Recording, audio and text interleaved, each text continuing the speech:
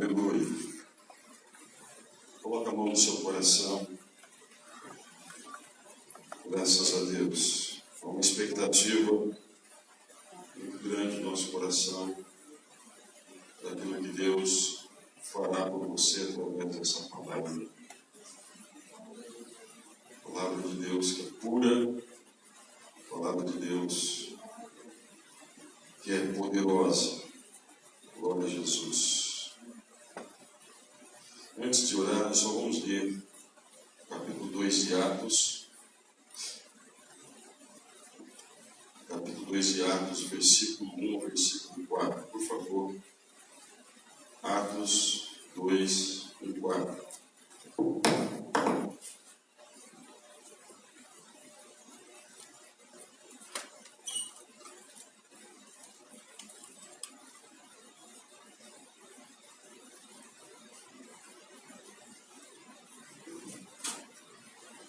Glória a Jesus. Atos dos Apóstolos, capítulo número 2, versículo 4. Cumprindo-se o dia de Pentecostes, estavam todos reunidos no mesmo lugar. De repente veio do céu um som, como de um vento veemente e impetuoso, e encheu toda a casa em que estavam assentados. Foram vistas por eles línguas repartidas como que de fogo, as quais pousaram sobre cada um deles. E todos, glória a Deus, aleluia. E todos foram cheios Aleluia, Jesus. do Espírito Santo. Oh, E todos foram cheios do Espírito Santo. Pai, a Ti a honra e a glória. A Ti o louvor. glória a Ti, Senhor. Nós Te adoramos e Te amamos de todo o nosso coração, de toda a nossa alma e de todo o nosso entendimento. Somos apaixonados pelo Senhor. E nós, nesses dias, Pai, precisamos tanto do Teu Espírito. Trabalhe em nós, venha sobre nós, ministre nosso coração. Ministra, Senhor, a vida de cada um de nós esta noite. Renova-nos, enche-nos com a Tua santa presença. Espírito Santo, Tu estás conosco. Tu tens total liberdade. Te adoramos e Te amamos. Em nome de Jesus. Sente-se, por favor, querido. Eu vou pedir para apagar essa luz aqui. A primeira, pelo menos. Isso, é melhor assim. Nesses dias, Deus tem colocado no meu coração o desejo de buscar de uma forma muito forte a presença do Espírito Santo. Eu estou para ganhar um livro, não ganhei porque nós já tivemos a revelação do nosso amigo secreto, ou oculto, ou discreto, sabe como é que chama esse negócio? Que é amigo secreto. Mas, lá na relação, eu solicitei um livro, e o título é mais ou menos isso: O Deus Esquecido. O Espírito Santo, ele é a terceira pessoa da Trindade. Mas não significa que no plano da polaridade de Deus, ele está em terceiro lugar. Não significa que no poder ele é o terceiro. A Bíblia vai nos ensinar que o Espírito Santo é Deus. Deus é o Espírito Santo. O Espírito Santo é Cristo. Cristo é o Espírito Santo. Eles são um. Mas nós temos negligenciado nesses dias a ação desse Deus, que é o Espírito Santo. E por que nós temos negligenciado algumas coisas que têm acontecido na história da igreja? Eu quero fazer uma análise objetiva da igreja atual. E quando eu falo da igreja atual, apesar que lá em cima está escrito Igreja do Nazareno, não refere-se apenas à instituição do Nazareno. Estou falando da igreja de Cristo. A igreja de Cristo no Brasil. Uma análise bem objetiva de tudo aquilo que tem acontecido. Nós temos falado, queridos, que o Brasil vive um avivamento. Mas ali há uma questão colocada pelo Adriano Pontes sobre a triste realidade da igreja evangélica nos dias de hoje. Ele faz uma pergunta. Dizem que somos o povo do avivamento, que o Brasil é um celeiro de cristãos com um potencial enorme para evangelizar no mundo. Será? Realmente o Brasil é uma das nações onde as igrejas evangélicas mais crescem. Mais crescem em qualidade ou em quantidade? São números impressionantes como cresceu e cresce a igreja evangélica em nosso país. Menor é a qualidade de nossas igrejas e, consequentemente, dos nossos irmãos, que seguem cada vez mais. Igrejas pobres e desnutridas espiritualmente. Templos, muitas vezes, riquíssimos, belos, imponentes, mas espiritualmente doentes. Consequentemente, geram crentes doentes também. É uma reflexão a respeito daquilo que nós chamamos de igreja. Principais mudanças litúrgicas da igreja. Se você fizer uma análise hoje da igreja, você vai entender que algumas coisas já mudaram no contexto da igreja. Principalmente com relação a louvor e adoração. Por exemplo, quase que você não vê mais corais na igreja.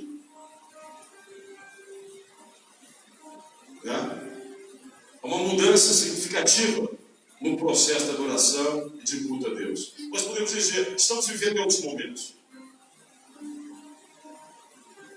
Mas esses outros momentos têm levado-nos a tirar da igreja algumas coisas que abençoam o coração da igreja.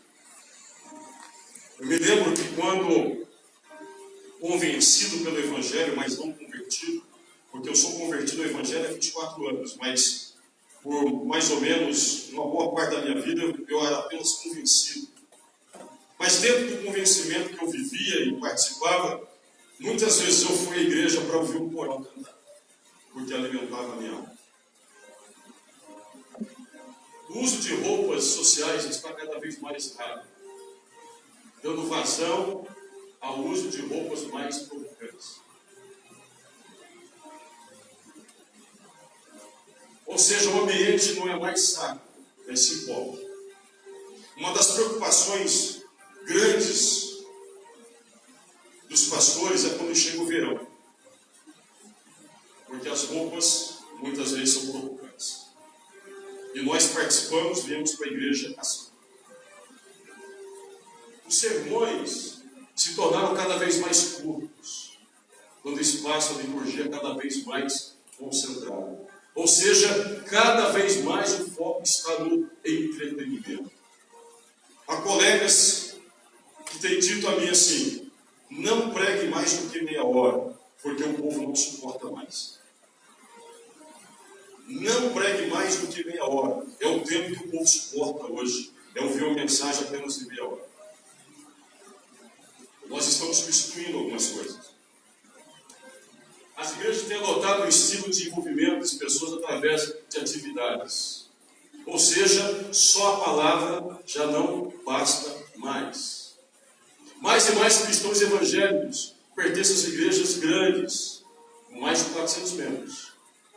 As igrejas de bairros têm perdido o público, um sinal claro da inversão de valores. As pessoas têm procurado mais estrutura do que a Deus. Se tiver ar-condicionado, eu vou. Se não, não vou. Se tiver estacionamento, eu vou. Senão, não. Então, o que acontece? Estamos invertendo os valores. Os cultos de domingo à tarde tendem a desaparecer no mundo protestante. Tarde e noite. Há muitas igrejas que já não tem mais culto domingo à noite, só na parte da manhã. Porque à noite as pessoas não estão querendo ir mais para a igreja. Né? Uma tendência à substituição ao dia do Senhor. Dias atrás um colega disse o seguinte, que uma irmã ligou para ele e disse, pastor, um domingo, hoje eu não vou à igreja porque hoje é aniversário da minha cachorrinha. Nós vamos fazer uma festinha com a cachorrinha, então vou dar para ir na igreja hoje. Mudança de valores. O domingo já não é o dia do Senhor mais. O domingo nós vamos para churrasco, o domingo nós visitamos parentes, o domingo nós fazemos tantas coisas, mas no domingo nós não temos força de vir à casa de Deus. Se chove, ficamos em casa. Se temos uma gripe forte, ficamos em casa. Mas com chuva e com gripe, no dia seguinte, na segunda-feira, eu vou trabalhar. Sim ou não? Não é verdade? Inversão de valores. A idade média dos líderes evangélicos tem caído. Uma espécie de renovação da velha guarda, tornando as congregações mais progressistas. Ou seja, substituindo a experiência pelo desempenho. Cada vez mais, você vê pastores de cabelos brancos entregando os púlpitos e sendo substituídos por jovens. O problema não é o jovem, o problema é a imaturidade, de experiência de vida e não tem o que passar. Olha só que coisa terrível. Índice de tolerância ao pecado. Essa fonte é uma fonte já antiga. 49% dos evangélicos acreditam que viver a dois sem se casar não é pecado. Quase 50% dos evangélicos acreditam que viver a dois sem se casar não é pecado. Essa é a realidade. Quase 50% dos crentes mantêm fantasias sexuais por diversas pessoas. 13% dos crentes nascidos de novo fizeram ou fazem aborto sem entender que isso é pecado. 50% dos evangélicos são viciados em pornografia na internet. Metade da igreja evangélica está viciada em pornografia na internet. E pasmem os senhores, desses 50, quase 20% são pastores. 25% dos irmãos acreditam que a Bíblia tem falhas em seus princípios. Ou seja, mais de 20% acreditam que tem falhas na Bíblia. 41% acreditam que a Bíblia e o Alcorão vieram do mesmo Deus. Ou seja, tanto faz o Alcorão, os muçulmanos, a Bíblia para nós, ela veio do mesmo Deus. Acreditam nisso. 46% dos evangélicos não acreditam na verdade absoluta de Deus. Mais de 50% acreditam que tudo na Bíblia é relativo. Depende. Isso é relativo. Já ouviram isso por aí, não? Depende a interpretação que você tem do que Paulo falou, do que fulano falou. Ou seja, estamos relativando. 60% dos jovens evangélicos acreditam que boas obras nos levarão ao céu. 60% acreditam que fazer boas obras, como o Espiritismo faz, leva para o céu. Ou seja, basta eu fazer coisas boas que eu vou para o céu. 60%. 63% dos evangélicos acreditam que budistas, islâmicos e cristãos oram ao mesmo Deus. Isso é terrível. 60% acreditam que as religiões no mundo estão orando ao mesmo Deus. 58% creem que todas as religiões ensinam as mesmas verdades. 74% dos jovens evangélicos trapaceiam em seus testes na escola. Recebi, não sei de quem que me passou esses dias, uma figurinha, alguém passando uma cola para o aluno da frente. E quando o aluno da frente abriu, está escrito assim: Deus te ajude. E o de trás era crente. A cola que ele passou foi essa: que Deus te ajude nessa prova. O outro olhou para trás com aquela cara de raiva, dizendo assim: não, eu quero é a cola. Não, que Deus te ajude. 93% dos jovens crentes são desobedientes aos seus pais. 93%. 63 jovens evangélicos agridem pessoas em momentos de ira. 77, 81 se envolvem em roubos pela internet ou trabalham com pirataria de produtos. 88% dos filhos de casais evangélicos se desviam da igreja na adolescência ou juventude. 88% saem do mundo.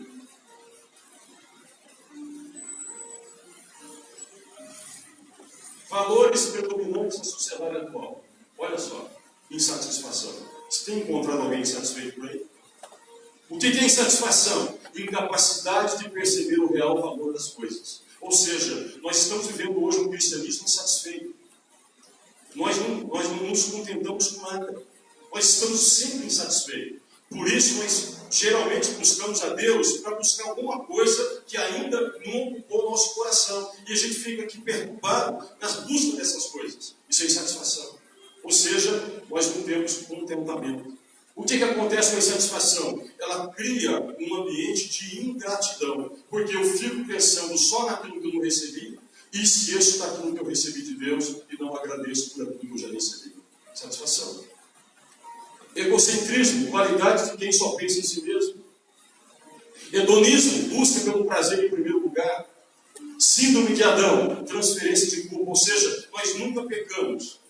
Mas se eu pequei, foi porque eu abri a internet e lá estava um site, eu não tenho culpa porque aquele site estava lá. Ou seja, eu sempre estou transferindo as situações de pecados e com medo. Falta de comprometimento, qualidade de quem foge das responsabilidades. Uma das maiores dificuldades da igreja hoje é falta de comprometimento dos membros. Ou seja, as pessoas não querem se comprometer pelas suas atividades, porque não há tempo para fazer isso. Insubordinação, qualidade de quem é disciplinado. Individualismo, comportamento que evita ações coletivas. Avareza, qualidade de quem é mesquinha, ou seja, pessoas que não entendem o que é semear o reino de Deus. Infidelidade, inconstância, qualidade de quem é imprevisível. Hoje, o pastor Luiz Hermínio, num livro que a Maria me emprestou, eu acabei de ler, ele diz que é uma romaria evangélica hoje. Nós estamos de lugar em lugar à procura de alguma coisa, porque há um vazio dentro de nós pela insatisfação. Você quer uns dados que eu vou passar para você? Algumas considerações.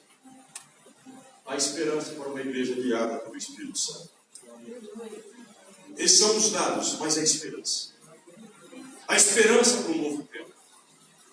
E que o Espírito Santo tem falado comigo nesses dias, queridos, é que nós, como o Alan falou aqui, não sei se foi o Alan ou o Mateus ministrando, falando sobre vestimenta, acho que o Mateus estava falando sobre isso, vestimentas. Nós precisamos de uma vestimenta, e essa vestimenta, ela vem através do Espírito Santo. E eu quero, nesta noite, compartilhar com você essa mensagem. Uma ordem, uma promessa, uma certeza. Uma ordem, uma promessa, uma certeza. Quando nós vamos para a Bíblia, em Atos, lá no capítulo 1, versículo 4, só para você entender, Jesus, ele ressuscitou, e agora, por 40 dias, ele apresenta a seus discípulos. Não significa que todos os dias, durante os 40 dias, ele apresentou os seus discípulos. Não. Significa que durante os 40 dias, algumas vezes, ele apresentou-se aos seus discípulos antes de voltar ao Pai. Antes de ser assunto aos céus. Antes de voltar para a sua eternidade. 40 dias. No 40º dia, é o que Lucas está relatando em Atos capítulo 1. E o que Lucas está relatando em Atos capítulo 1? Os discípulos se reuniram com Jesus, eles estão numa conversa com Jesus, e ali Jesus está falando alguma coisa que respeita ao reino de Deus. Jesus está, na verdade, ensinando a eles algumas coisas do que ia acontecer daqui para frente. Porque logo em seguida viria a inauguração do reino espiritual na terra com a vinda do Espírito Santo. Então Jesus está dizendo algumas coisas para eles. E uma das coisas que Jesus disse para os seus discípulos Ele dá uma ordem. E essa ordem está no texto de 1:4, dizendo: e estando com eles, determinou-lhes. O que é uma determinação? É uma ordem, cumpra-se. Determinou-lhes que não se ausentassem de Jerusalém, mas que esperassem a promessa do Pai, que disse ele: de mim ouvistes. E depois há um texto que apoia, é Jesus dizendo: eis que sobre vós envio a promessa de meu Pai, ficai, porém, na cidade de Jerusalém, Lucas 24:49, até que do alto sejais revestidos de poder. Olha aqui para mim. Se você tem uma empresa, você é dono, claro. Você tem funcionários, você estabelece regras para aquela empresa. E não quero comparar a igreja do Cristo com empresa, mas aqui para você entender. Você tem uma empresa que tem funcionários, lá há regras. Quando esse funcionário, ele desobedece essas regras, o que você faz? Você demite, contrata outro. Por quê? Porque ele não obedeceu às ordens estabelecidas. Porque aquelas ordens estabelecidas são necessárias para o crescimento da empresa, para o desenvolvimento da empresa. Então Jesus agora, ele está estabelecendo não uma empresa na terra, porque alguns tratam como empresa, mas ele está estabelecendo um reino na terra. Isso que ele diz na oração lá do Pai Nosso: venha o teu reino. Ele quer o reino dos céus na terra. Mas para esse reino dos céus se desenvolver na terra, ele está dizendo: você que vai participar desse reino, não faça nada, não se mova, não pegue nada daquilo que é meu, não mexa com nada, até que... O que ele está querendo dizer é o seguinte: você já tem a veste de salvação. E aí, o João Batista, ele vai nos ensinar a respeito disso, lá em Mateus, quando ele diz assim: olha, eu batizo com água para o arrependimento, ou seja, eu batizo para vestes de salvação. Mas aquele que vem após mim, eu não sou digno de desatar as suas sandálias. Este, que é o Cordeiro de Deus, que tira o pecado do mundo, ele batizará com o Espírito Santo e com fogo. Então, o que João está dizendo? O que eu posso fazer é batizar você nas águas, para você expressar publicamente que você recebeu as vestes de salvação. Mas há uma outra vestimenta, que essa vestimenta eu não posso dar. Ela vem de cima. E só Jesus pode dar. E Jesus então disse: olha, o meu reino vai ser inaugurado. Agora vocês não podem trabalhar no meu reino, vocês não podem mexer no meu reino, até que sejais revestidos de poder. Ou seja, ele está dizendo o seguinte: você não pode trabalhar no meu reino, desenvolver o meu reino pela tua intelectualidade. Você não pode trabalhar no meu reino e fazer com que o meu reino cresça, desenvolva com a sua própria força. Ela é necessária, mas precisa haver uma força sobre você. E essa força é o poder do Espírito Santo. E aqui, queridos, nós vamos entender agora porque aqueles dados, temos aqueles dados que eu passei para você de uma igreja de hoje. Por quê? Nós temos negligenciado exatamente isso. Mas a esperança, e qual é a esperança? É o Espírito Santo. A esperança para a nossa vida é o Espírito Santo. Agora, o que é importante é que ele é real, ele está no nosso meio, ele está aqui. Ele nos levanta, ele nos renova. Por isso que você vê muitas pessoas desistindo, parando no reino de Deus. Por quê? O que está faltando? Está faltando o revestimento. E se já foram revestidas, precisam de renovo. Porque a igreja de Atos, a todo momento, elas estavam dizendo para Deus: renova-nos, renova-nos, renova-nos. Porque, querido, imagina você, há um braseiro, está pegando fogo lá. Lá estão os gravetos, todos vermelhos. Você que gosta de churrasco, faz churrasco, nem entendeu o que eu estou dizendo, né? Está lá. Mas quando você tira de lá um graveto, uma tenaz, e coloca do lado de fora, lá continua o fogo. Lá o fogo está. Mas aqui a brasa começa a apagar. Daqui a pouco só sai fumaça. E a fumaça vai parando. Daqui a pouco está totalmente gelado aquele carvão. Porque ele saiu do braseiro. O Espírito Santo, pedindo licença a ele para fazer essa comparação. É esse braseiro, é esse fogo, é esse poder que todo momento precisamos estar ali. É por isso que Jesus dá essa ordem: vocês não podem fazer nada no meu reino se vocês não forem revestidos, se não tiver no braseiro. Se sair dele, apaga. Quantas pessoas em casa que dizem: não vou mais para a igreja? Quantas pessoas desistindo do Evangelho? Quantas pessoas desistindo de Deus? Por quê? Porque aquele fogo, a ação do Espírito Santo, ela começa a apagar. E ninguém suporta viver muito tempo só através da carne. A carne nos sufoca, ela nos castiga. Vem o cansaço, vem a fadiga, vem o desânimo, tantas coisas. É por isso que Jesus falou: fica aí lá, até aqui. Não saiam de lá não, fica lá em Jerusalém. Quando ele chegar, aí eu dou uma segunda ordem e vocês saem. Mas até que isso aconteça, é necessário vocês serem revestidos de poder. A igreja brasileira, ela precisa ser revestida de poder do Espírito Santo. Estava esses dias com alguns pastores, e um deles trouxe-me algumas informações, da onde veio. E eu fiquei pasmado, enojado. Esse é o nome, o nojo de como estão fazendo o Evangelho no Brasil. As instituições estão roubando a igreja do Cristo. E líderes se enriquecendo, pensando só no dinheiro. E pessoas indo para o inferno. E as igrejas lotadas de pessoas. Mas são pessoas que ainda não têm Jesus no coração.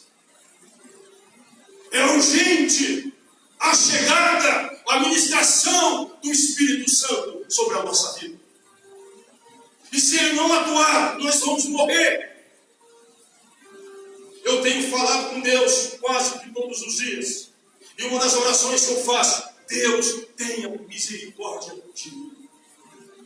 Não permita que eu saia do braseiro. Porque se eu sair, Senhor, eu sei que eu vou apagar e vou ficar gelado.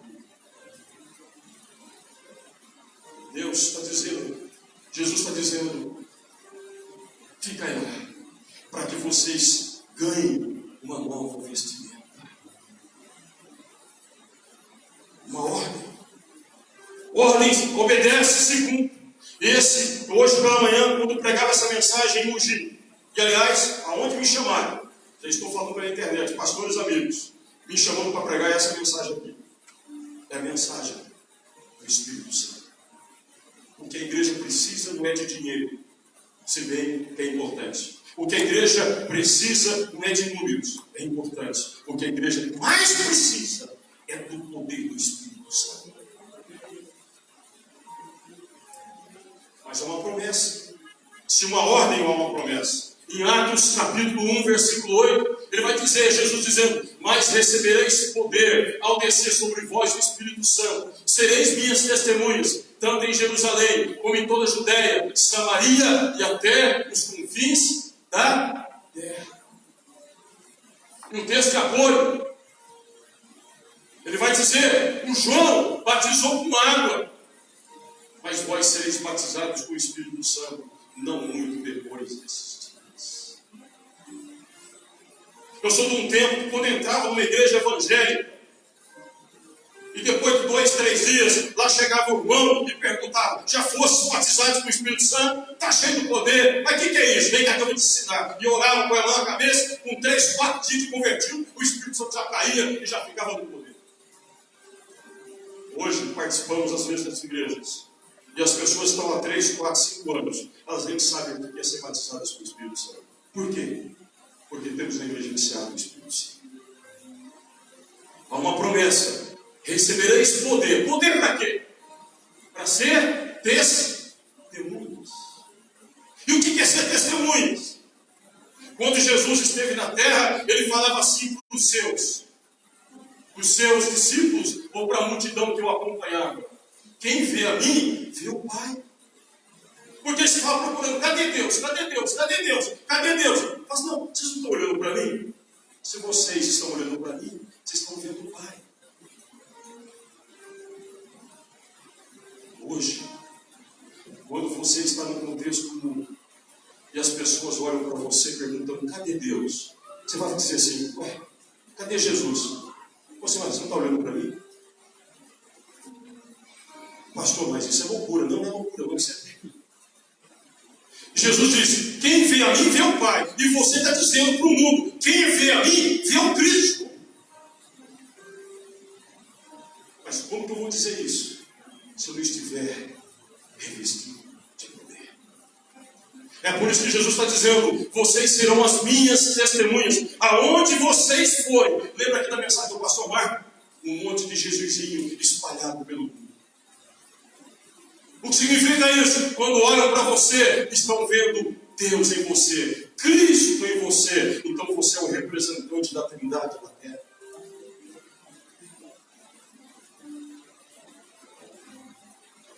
Mas há uma certeza.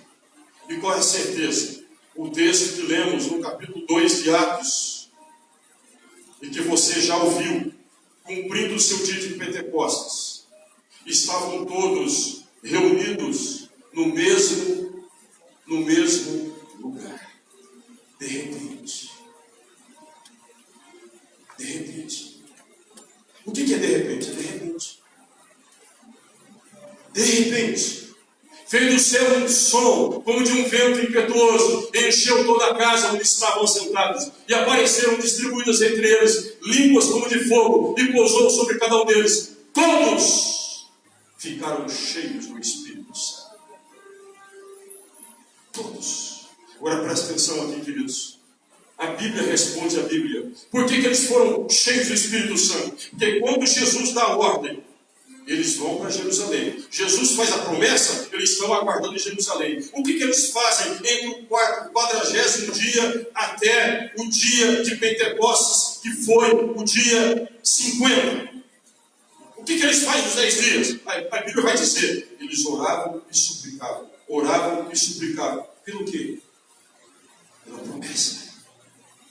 Agora, como que eles faziam isso? Eles faziam isso o quê? De que forma? Olha lá. Estavam todos o quê? Reunidos no mesmo lugar. Se nós não tivermos unidade naquilo que estamos buscando, nunca receberemos de Deus. Porque só na unidade é que ele se manifesta.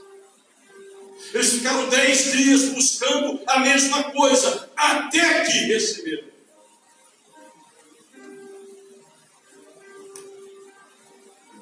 Há uma certeza: o Espírito Santo já veio.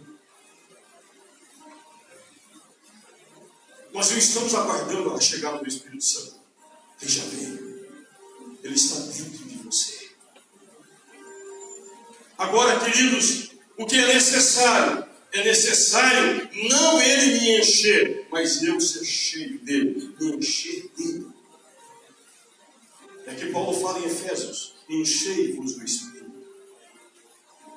Agora, o que se pode encher? Aquilo que está vazio. E o que você está vazio? Você. Mas pastor, vazio do quê? Vazio de você. Vazio de nós mesmos. Aí você vai entender o que Paulo diz: não mais vive eu, mas Cristo vive em mim. Ou seja, quem o Espírito Santo vai encher? Vai encher aqueles que estão vazios de si mesmo e dependendo totalmente dele. Aí ele vem e enche a nossa vida. Nos tornamos pessoas poderosas nas mãos de Deus. E quando o Espírito Santo enche, o descontentamento vai embora, a dúvida vai embora, o cansaço vai embora, o desânimo vai embora. Nós agora nos tornamos de novo cheios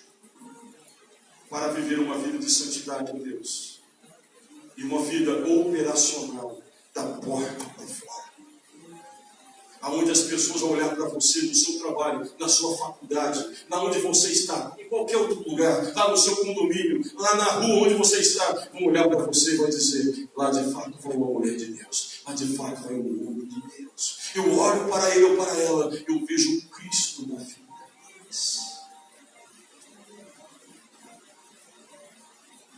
Quando temos a certeza, e a certeza ela é real porque ele veio. Atos 2,14 diz: Pedro, porém, depois que ele recebe o poder do Espírito Santo, Pedro, porém, pondo-se em pé, com os 11, levantou a voz. Quem recebe o poder do Espírito Santo não fica sentado.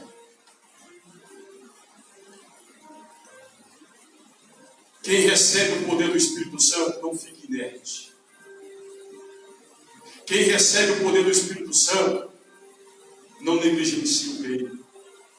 Quem recebe o poder do Espírito Santo dá valor à igreja e participa da comunhão da igreja. Quem recebe o poder do Espírito Santo obedece: ide e fazei discípulos. Pedro, quando recebeu, se colocou de pé. E aí vem aqui a atitude de quem?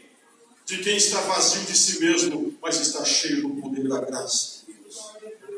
Aquele Pedro que lá atrás negara Jesus 3 vezes. Você conhece-o? Não. Mas as suas palavras te denunciam. Você o conhece? Não. Pela 3ª vez? Não, mas as suas não conheço. E há um texto do Evangelho que diz que ele praguejou, ou seja, ainda jogou praga sobre Jesus. Esse mesmo Pedro, depois do Pentecostes, se levanta.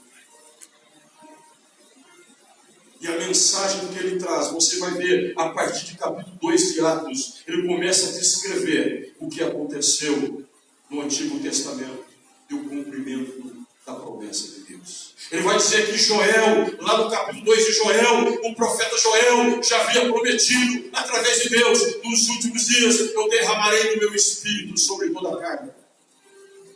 E derramar, querido, é alguma coisa que transborda. Né? Quando você enche um copo com água, ele fica transbordando. Isso é derramar. E Pedro então começa a dizer. Aí Pedro faz um convite: quem de vocês quer entrar para esse reino? A Bíblia diz que quase 3.000 pessoas se decidiram.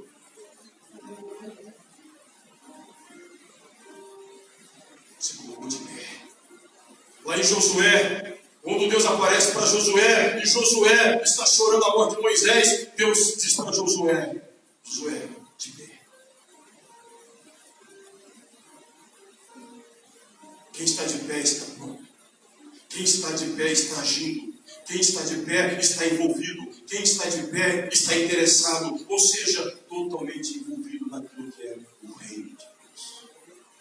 Mas para isso, eu preciso obedecer a ordem. Eu preciso acreditar na promessa. E eu preciso receber o cumprimento da promessa. A esperança para você. A esperança para mim. A esperança para a igreja brasileira. A esperança para a igreja do Nazareno Efraim. O ano não terminou. E quem sabe o mês de dezembro não é o mês que você vai ganhar aquele presente que você esperava. Mas é o mês que Deus vai derramar sobre você o avivamento da graça e do poder do Espírito Santo. Quem sabe aquilo que você relacionou lá em janeiro, lá no ano passado, em 2017, lá no final do ano, de dezembro de 2017, relacionou aquela lista de pedidos para Deus, colocou diante dele e começou a orar todo ano. Ele está dizendo para você: tudo que você relacionou não é prioridade, não é necessário para você. O que é necessário para você é aquilo que eu vou enviar na sua vida. O ano não acabou, a esperança para o renovo na nossa vida. O ano não acabou, a esperança para o seu casamento, a esperança para o seu lar, a esperança para o teu coração. Quantos essa noite podem glorificar o nome do Senhor?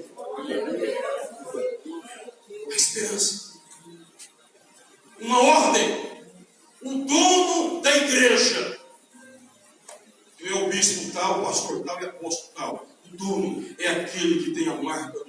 pegá-los na mão. E ele diz: esperai. É necessário. O Pai vai enviar o Espírito e através dele é que você vai me servir. É através dele que você vai trabalhar no meu reino, se envolver no meu reino. E nesses dias, o teu pedido desse final de ano tem que ser esse. A prioridade da nossa vida. Não passar por outro ano sem que o Espírito Santo te renove, sem que o Espírito Santo te batize, sem que o Espírito Santo te enche de fogo. Porque o fogo, queridos, queima as mazelas da nossa alma. 50% dos crentes viciados no pornografia.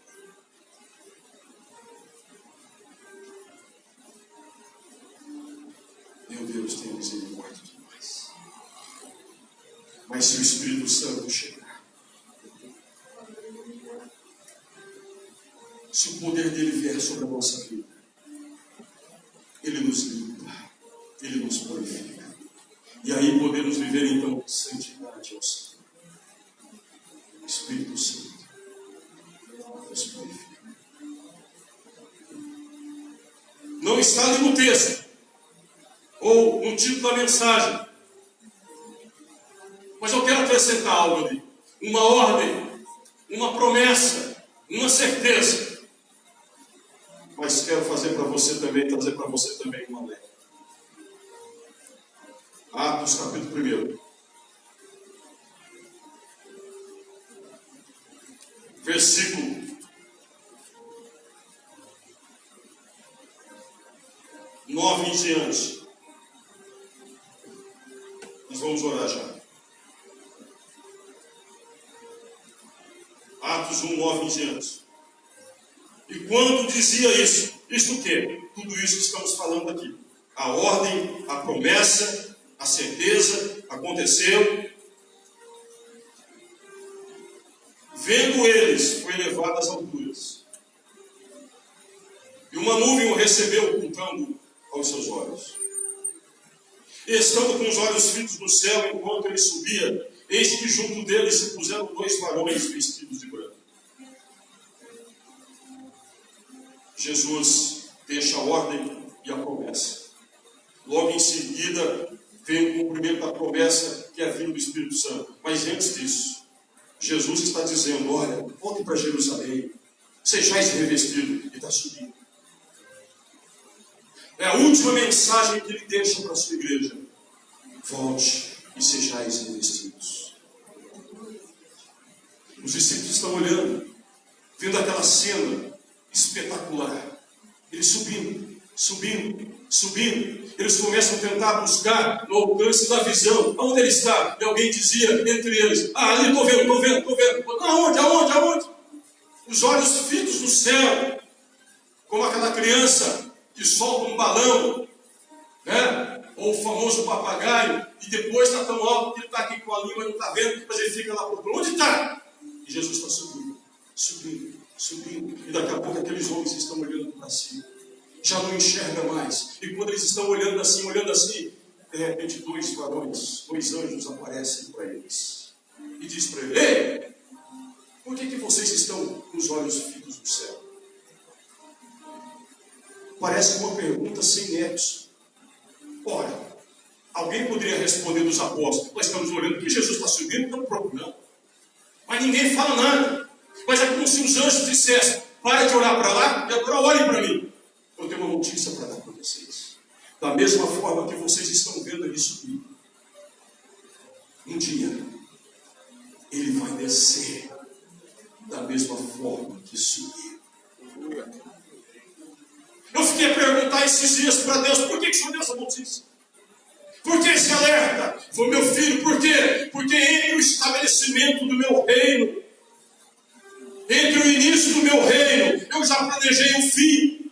E o fim, eu precisava dizer para eles: vocês vão começar um reino, mas esse reino espiritual na terra, ele vai finalizar. De que forma? Quando eu descer para buscar a minha igreja. E quero dizer para você: esse tempo está mais perto do que você pode imaginar.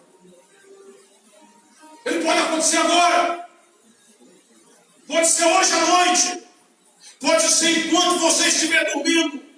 A trombeta vai soar. Um clarão vai se abrir. E nós, aqueles que estivermos preparados, subiremos para encontrar com o Senhor. E os mortos ressuscitarão primeiro. Serão transformados. E diz a Bíblia que a igreja noiva, ela vai se encontrar com o Senhor nos ares. E viveremos para sempre com o Senhor. Se eu fosse você, eu dava um bom glória a Deus nessa hora. Por que ele diz? Ele deu uma ordem. Sabe por que ele deu uma ordem? Porque naquele dia que ele voltar, se nós não estivermos cheios do Espírito Santo, é bem provável que estaremos fora do Brasil. E ele só vai buscar aqueles que estão unidos ao Brasil, ao poder dele, ao reino dele. Esse dia pode chegar. Pode ser essa semana. Quem sabe antes do arrebatamento, ele vem só para você. E Deus vai dizer, chegou a tua hora, venha. Ele vai perguntar, na verdade, está preparado ou não? Chegou a hora, venha. Para onde iremos?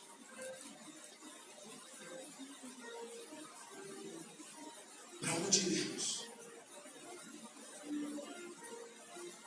Queridos, é o momento de buscar a Deus. A nossa esperança é Deus. A nossa esperança é o poder do Espírito Santo sobre a igreja. Mais um ano está chegando. Mais um ano terminando, mais um chegando. Eu pergunto, o que tem mudado a nossa vida? Mas a esperança para um novo momento. E a esperança é o Espírito Santo. E que tem o Espírito Santo tem sede da palavra. Quem está envolvido com o Espírito Santo tem sede da oração. Quem está envolvido com o Espírito Santo tem sede de falar de Jesus para alguém. Quem está envolvido com o Espírito Santo se compadece de alguém.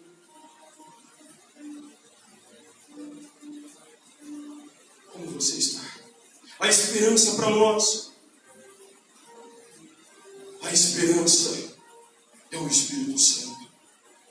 Alguns colegas teólogos disseram-me: você está esperando esse avivamento? Eu falei assim, esquece. Isso não vai acontecer nos últimos dias. Eu falei, mas se não acontecer esse avivamento, o que será da igreja? Os templos estão lotados. E gostaria que esse também tivesse. Mas estão lotados do quê?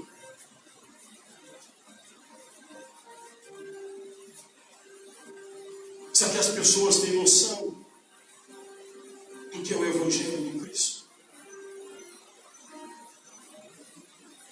Eu queria desafiar você. O ano não acabou. A esperança. Grite pelo Espírito Santo. Chame por Ele. Ore. E aqui, querido, não estou falando daquele poder que de repente você pode imaginar, que é voar de um lado para o outro, que é falar em línguas, que é pular daqui, pular dali. Isso tudo é bom, eu gosto disso. Mas o poder não é só isso, ou não é isso. O poder é viver uma vida em Deus todo momento. É levantar pela manhã e dormir à noite e dizer, mais um dia eu vivi em Deus. Eu pude viver em Deus. Eu passei o dia com Deus. Aí você vai entender que as pessoas que estão ao seu lado, elas vão começar a dizer para você, para onde você está indo, querida? Jesus está voltando. Você que está em casa vendo pelo Facebook, talvez você é um evangelho. Deixa eu dizer para você, Jesus está voltando. E a esperança para a sua vida é o poder do Espírito Santo. Você que está nos vendo pela internet, pelo Facebook e que de repente não rendeu-se a Cristo, você precisa entregar sua vida para Ele, porque Jesus está voltando. E tudo aquilo, queridos, que construímos de bens, seja o que for, vai ficar aqui para o anticristo. O que você vai levar é o teu legado em Deus, daquilo que você semeou e daquilo que você fez para Deus e para o reino de Deus. Então lembre-se, é importante buscar, é importante, queridos, eu tenho sonhos. Eu acho que ninguém aqui sonha mais do que eu. Eu tenho desejos, e que não são baratos, é caro os desejos que eu tenho para ser realizado aqui na terra ainda. É caro. Mas isso é insignificante, não é prioridade. A minha prioridade é o Espírito Santo na minha vida. A minha prioridade é levantar o altar da minha casa e dizer: vamos servir ao Senhor. Como diz Josué, eu não sei quanto a vocês, mas eu e minha casa serviremos ao Senhor. É tempo de buscar o Senhor. A esperança para o nosso coração, a esperança para a nossa casa, a esperança para a nossa família. Querido, esse ano você, bem provável, vai se reunir com muitos dos seus familiares. Mas que naquele momento da festa, se Jesus voltasse, subiria só você e todos eles ficariam. Eu pergunto, que festa é essa? Que festa é essa? Que se a trombeta soar, só você sobe e todos eles ficam.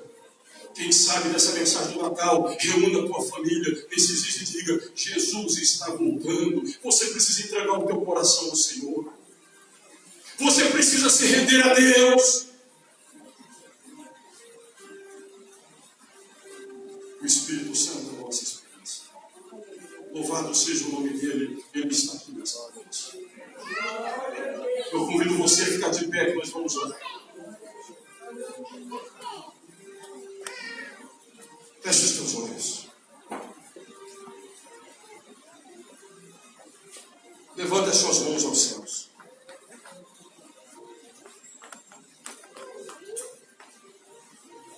Aleluia. Aleluia. Glória a Deus. Aleluia. O Espírito Santo, ele foi enviado da parte do Pai. É Ele que santifica a igreja. É Ele que traz poder à igreja. É Ele que faz você vencer. É Ele que te dá ânimo. É Ele que te dá graça. É Ele que traz alegria à tua alma cansada. É Ele que traz contentamento à sua vida, à minha vida, à nossa vida. É o Espírito Santo de Deus. Sem Ele, o nosso coração continuará ansioso, sem graça, descontente, preocupado, desanimado, querendo desistir. Mas se Ele vem sobre nós. Mas pastor, eu já sou batizado com o Espírito Santo. Quem sabe você precisa de um renovo nesta noite. Eu quero convidar você a vir ao altar de Deus. Nós vamos orar. E se você é corajoso ou corajosa, você vai colocar na tua lista de necessidades, não mais aquilo que você está buscando, mas você vai colocar como prioridade ser cheio ou cheia do Espírito Santo de Deus. Quero orar com você.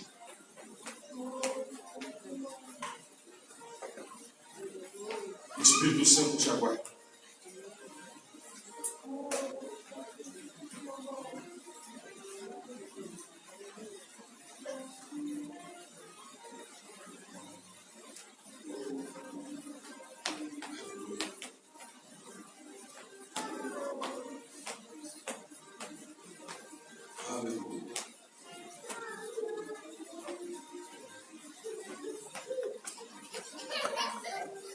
Tu é a nossa experiência, Senhor.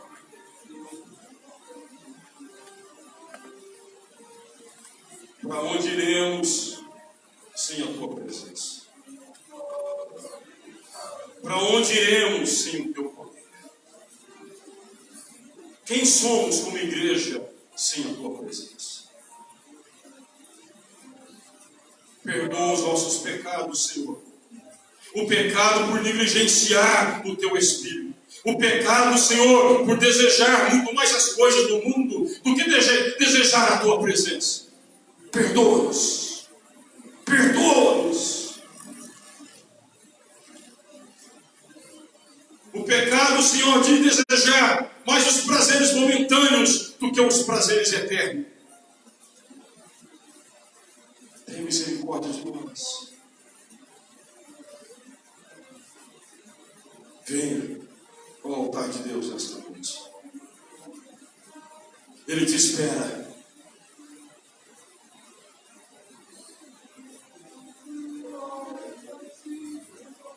Venha buscar aquilo que de fato é o mais importante para a sua vida.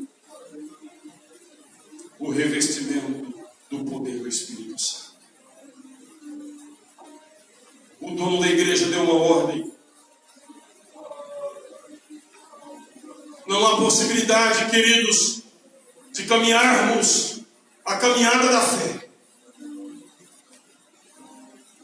se não estivermos cheios do Espírito Santo. Venha.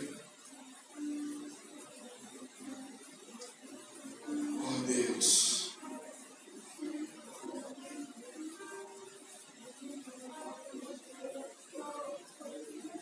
Oh Deus.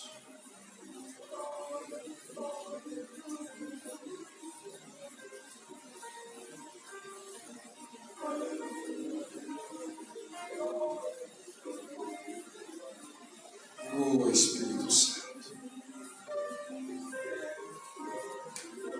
tenha misericórdia de nós.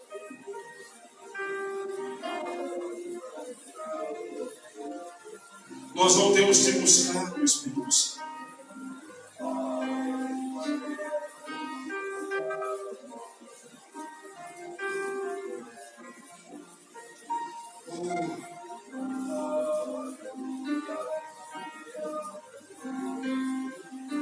Vem sobre nós.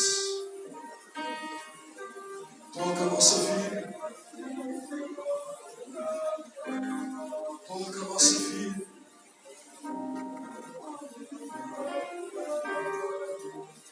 Toca a nossa vida. Oh. Toca a nossa vida.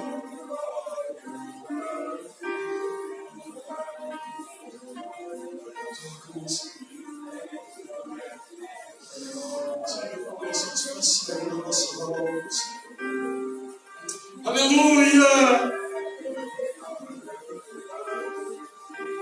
Aleluia!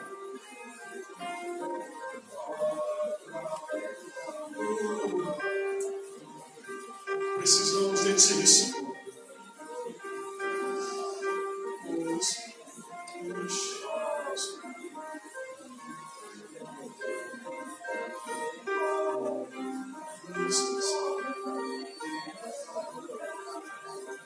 Jesus, batiza com Teu Espírito no fogo.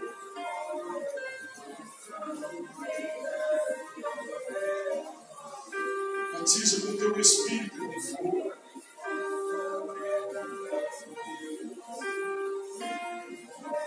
Aqueles que estão em casa, Senhor, visita lá, batiza com Teu Espírito Santo e com fogo. A esperança para a Tua igreja.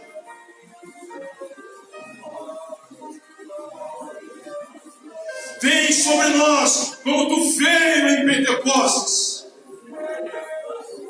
Enche a nossa casa, como um vento impetuoso. Entra.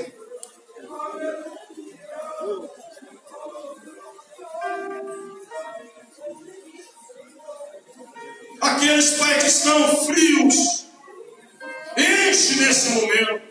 Toca de novo. Levanta, Senhor.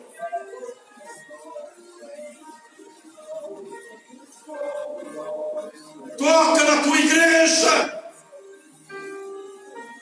Ela é Tua, Senhor. Olha para nós e vê o quanto precisamos de Ti. porque há esperança. Aleluia. O ano ainda não acabou, Senhor. Há muito que ainda tu podes fazer pela tua igreja, pelo teu povo. Aquele marido que não foi salvo ainda, toca, Senhor, agora. Aquele homem de coração duro, toca agora, quebrando. Nesses dias, Espírito Santo, realiza cura, milagres, sinais, prodígios. Há uma esperança, eu creio, que tu podes, antes do arrebatamento, antes de tu voltar, tu podes. Porque é um povo, Senhor, que te busca, no anonimato talvez, mas há um povo, há um remanescente que grita pela tua presença. Ouve-nos e mostra para este mundo, Senhor, através da tua igreja, que tu és o Senhor. Porque há muitos que não acreditam mais, Senhor, nesse avivamento. Mas eu quero aqui, Pai, com a tua igreja declarar: nós cremos. Cremos porque tu és um Deus misericordioso. E tu não buscar a tua igreja sem antes despertá-la, sem antes levantá-la, sem antes tocá-la pelo fogo do teu Espírito. Vem sobre nós. Tu és a nossa esperança. A esperança, Senhor, não é a última que morre. A esperança é a primeira que nasce. A esperança para nós. A esperança para nós, Pai. Esse mês é o mês da esperança. É o mês das portas que se abrem. É o mês da transformação. E o teu Espírito, Senhor, ele nos anima. O teu Espírito nos dá certeza. O teu Espírito nos dá convicção. O teu Espírito fortalece a nossa fé.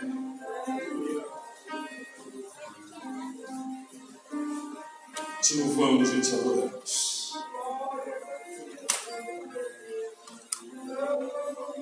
A tua igreja é santa.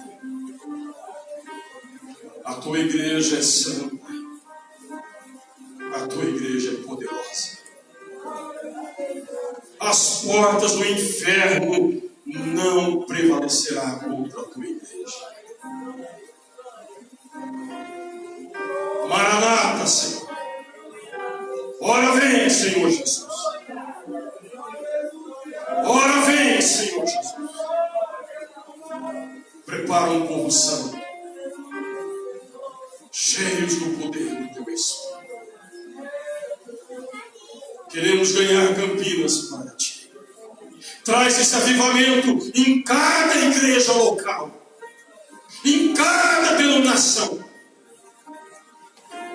Derrama do teu poder. E nós profetizamos, Senhor, Campinas será do Senhor Jesus Cristo. Aleluia. Em nome de Jesus. E que o amor de Deus, o nosso Pai, a graça bendita de Jesus Cristo, e que as doces consolações do Espírito Santo seja para cada um de nós. E a esperança de Deus Pai, Deus Filho e Espírito Santo seja a esperança que esteja dentro do teu coração, de dias poderosos na presença de Deus. Dias de louvor, dias de adoração. Aleluia. Dias onde Deus vai te usar para curar, para salvar, para libertar. Onde você será boca de Deus. Porque você estará cheio do Espírito Santo. Abençoa, Pai, o teu povo. Abençoa a tua igreja.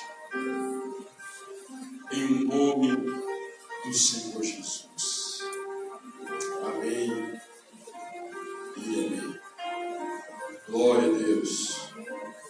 Glória a Jesus.